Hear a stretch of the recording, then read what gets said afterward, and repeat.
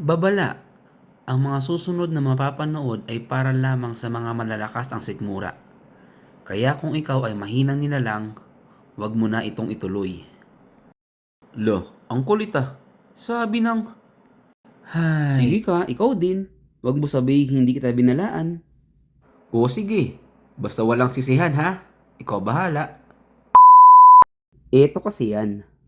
Taong 2017. Mga panahong tumitibang pa ng 83 kilos. Mga panahong hindi naman ganun kapogi pero pwede na. Yung tipong nagsabog ng kagwapuhan ng Panginoon pero kahit papano, nakasalo naman ng konti. Ang kapal. Wala naman ako magawa kung hindi tanggapin na lang ang ganitong klase ng sumpa. At ito na nga, dumating ang 2018 hanggang taong 2024, umimbang na ng 96 kilos. Yung tipong double XL na nga yung damit, hindi pa rin komportable, hindi makabili ng bagong pantalon dahil nagsusukat pa lang pero nakakaramdam na ng matinding frustrations. Wala nang gana maglaro ng basketball dahil hindi makagalaw ng maayos. Pero okay lang, dahil kung ito lang ang paraan para matanggal ang sumpa ng kagwapuhan, tanggapan na lang. Ang kapal talaga. Pero seryoso, maniwala ka lang sa sarili mo dahil kaya mo.